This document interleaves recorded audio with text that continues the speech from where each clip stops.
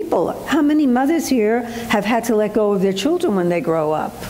It's not easy, you know? It's not easy when they're young. They go off to kindergarten, and you don't want to let them go to kindergarten. Then they get into middle school, you don't want to let it go to middle school. Then they get into high, it never ends. And then they grow up and they leave, and it never stops. And so we're constantly learning how to let go. And what happens is we want to hold on. So why do we hold on so tight when we constantly have to let go? Why do you think? So my little book here is about, I have little weekly messages, and on letting go, I say, 2 of the greatest fears people have are the fear of the unknown and the fear of endings. That's why we don't want to let go.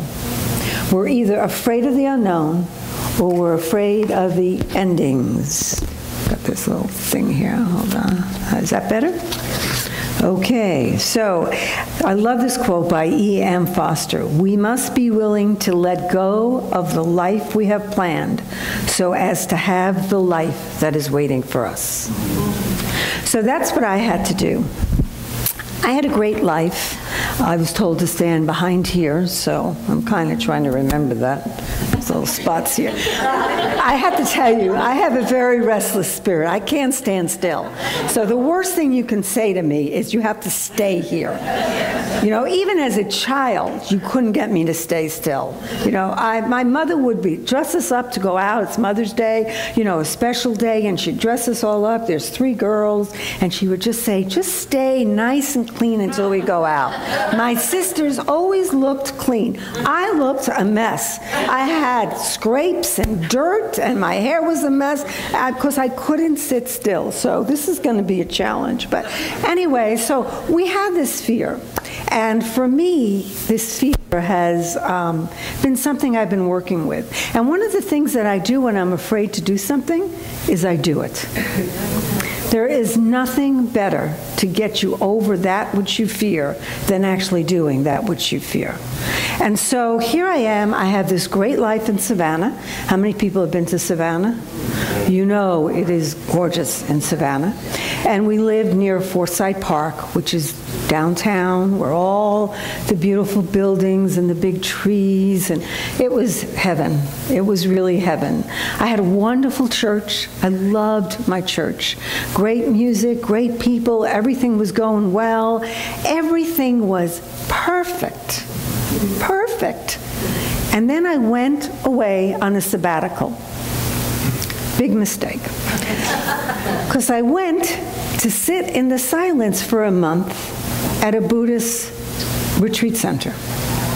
Now, when you sit in silence that long, and you don't have a phone, and you don't have internet, and you don't have your friends to talk to, and you only have you, yourself, and I to talk to, silently, because you can't talk out loud, and you're sitting in the silence that long, it's amazing what might come up. What might come up are things you don't want to come up. They're things that you keep really busy doing so you don't have to hear that voice. And it became evident for me that it was time to leave the church. And I was like, why?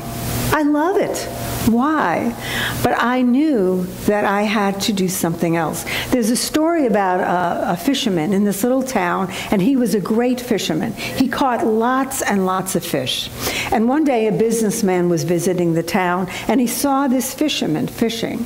And he was just amazed at how many fish this guy caught. And every day this man would go out and fish, and he would take his fish home, and he would feed his family with his fish. So the businessman says to him, you know, you could do really well.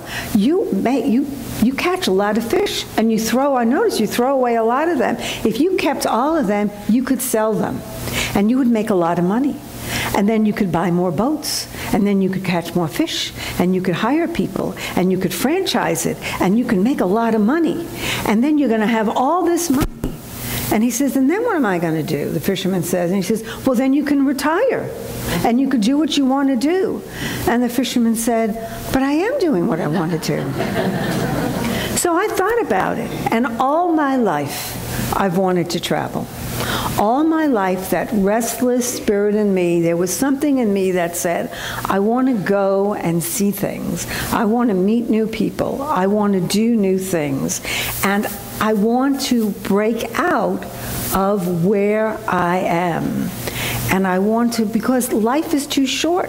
I said, I could stay here and wait and retire at a later age, which is what I was planning on doing, even though I'm way past retirement age. I thought I could stay longer, I could do this, but then I thought, what if tomorrow doesn't come? And you know, I always said the worst thing that can happen to me in my life is if I get to the end of my life and I look back and I say, you know, I should have done that, and I didn't. I didn't do that when I had the chance. So I decided to let go of a job I loved, a city I loved, a place I loved, to go off into the unknown. I have no idea what was next. And someone said to me, well, you know, how are you going to support yourself? And I said, well, I've been teaching these unity principles for a while. Before I was in Savannah, I had another church. Before that, I was a licensed unity teacher. I said, and I believe that God is my source, that there's many channels, that this church is only one channel, that there are many other channels, because it's God that brings me what I need. And so I'm going to go out and I'm going to live these principles that I've been teaching. Because if I believe these principles, if I believe that God is my source, it doesn't matter where the paycheck comes from, because it's God who is supplying me with what I need. So this whole idea of letting go, I love the Bible. I look at the Bible as the story of each one of us. And the difference between the Old Testament and the New Testament is amazing. I grew up with the Old Testament. I grew up Jewish. That's all I knew. And so growing up, Passover, we just passed Passover, we would read the story of how the Israelites left Egypt. And the story is really interesting because we know that they didn't leave voluntarily. They didn't want to go, even though they were slaves, even though they were miserable, even though all that was going on, they did not want to go. Why?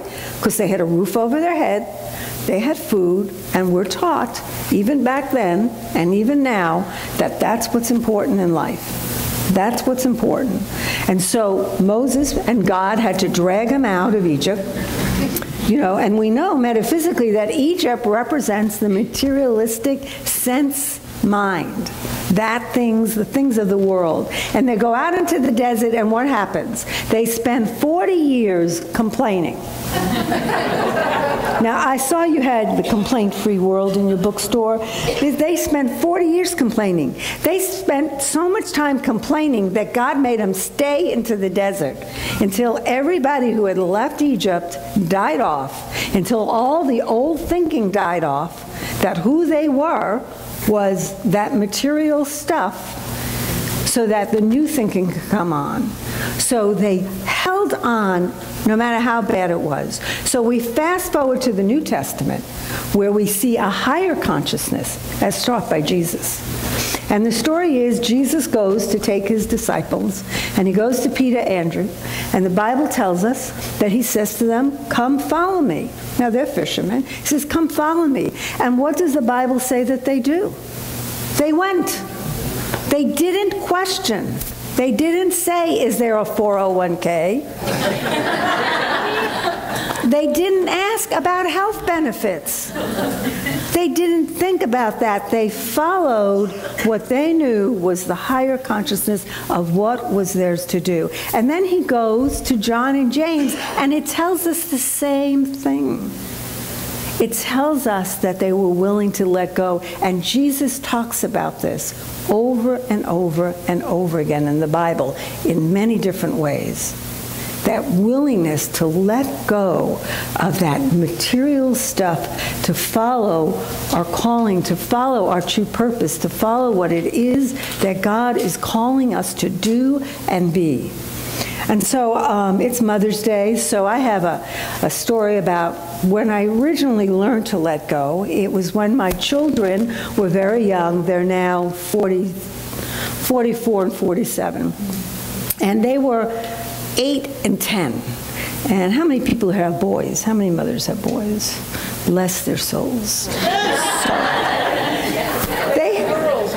Yes, but boys have a way, they love to, well, my boys anyway, play little stuff on their mom. So we went to Disney World. We lived in Miami. We went to Disney World. I didn't have a lot of money back then. And we had just enough money to go to Disney World one day and get our little tickets. Anyone remember when you had the tickets for Disney World? The A, B, C, and D rides? That was back then. Anyway, so we went to Disney World. We stayed over in a motel. And the next day, I didn't know what to do with them because I didn't have enough money to go back to Disney World. And I saw in some of those books this thing about a circus world. It was really cheap. If you went there, you'd know why. So, but the circus world had this participating circus. It was under a big top, and they would pick people from the audience and have them do the different acts. So they had people from the audience were clowns, and they dressed them up as clowns. They had an animal act. They had all of that. And then it's the final act. And you know the final act is the trapeze. It's always the trapeze. And there's 3 people in the trapeze act. How many people have seen the movie Big Top with Burt Lancaster, Gina Lola Brigida, and Tony Curtis? That's every trapeze act. Has the older guy, the younger guy, and the beautiful woman. They have that. Every trapeze act. I've seen a lot of them. Anyway, so the ringmaster says, who would like to do this? And my sons, being boys, knowing that their mother is afraid of heights, volunteer me. They're going, pick her, pick her, pick her. And I'm kind of crouching in my seat, and I'm thinking, I'm going to kill them. I wonder if murder is legal, if they do something like that to you. So the ringmaster picks me. He thinks this is funny. Now I have a choice. I can embarrass myself in front of my boys, who I will never hear the end of this if I do this, and run to the exit, or I could do this. So I thought, I'm going to have to do this. So I walk out, and the ringmaster says to me, go to the ladder, and Bert is at the bottom of the ladder, and he'll tell you what to do. So I get to the bottom of the ladder, and Bert says to me, take off your shoes, climb up the ladder. Gina's up there. She'll explain what you're going to do. Now, I'm looking up at this ladder, and it's really tall, and I'm really short. So it looks even taller in perspective. And there's a net, but the net is really far from the trapeze. It's not like an inch or 2 below it. It's like the big distance, you know, and I'm thinking, if you fall in that net, you would bounce out and land on your head, and you would either be brain dead or die. I mean, these are my choices, because this is... So anyway, somehow I climb up the ladder. I get up there, and Gina says to me, this is what we're going to do. And I'm thinking, this is what you may going to do. I don't think I'm going to do this. She says, Tony's over there. I'm going to swing this trapeze in and back, and then you're going to grab it. You're going to swing out. Tony's going to swing out. You're both going to swing back once, then you're going to swing back together again. And Tony is going to scream, let go, and you're going to let go, and he's going to catch you. I'm thinking, really? You must have the wrong person.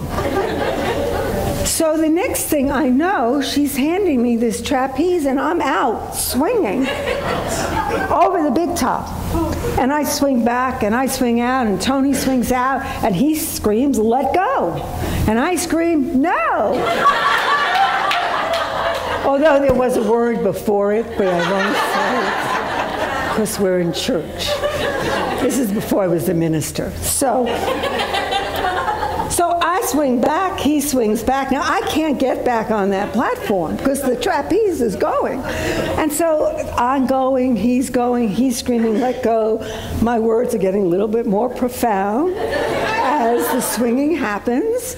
And finally, Tony is like fed up with me because there's this crazy woman hanging from this trapeze, screaming this stuff out there. Everyone in the big top is laughing.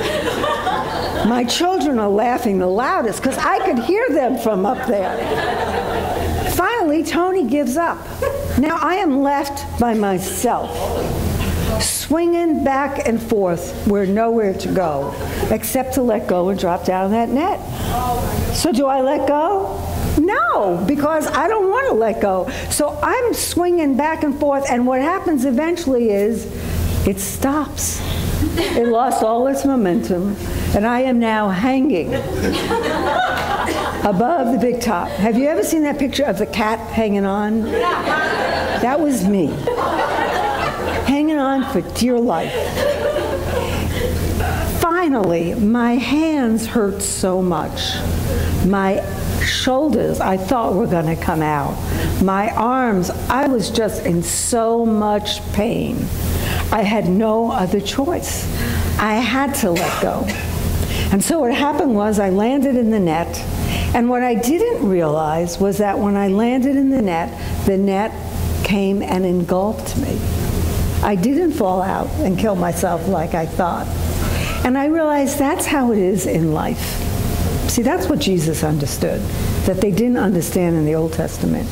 When we let go, when we let God, when we go with the flow, when we follow our hearts to be authentic to who we truly are, we do not have to worry.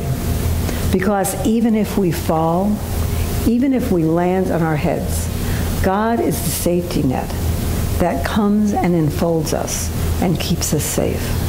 So I invite you to close your eyes for a moment and think about something that you're holding on to. It might be a person, a place, a thing, could be a job, could be a habit. And ask yourself, what is the fear? What keeps you holding on? Yes, you can hold on longer, but the pain just gets greater. Or you can see yourself letting go and then feeling the love, the power, the grace of God come up to enfold you.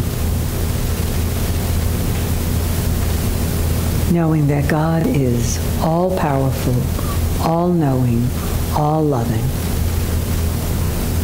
And so there is nothing to fear. We can let go, let God, and know all is well. And so it is. Amen.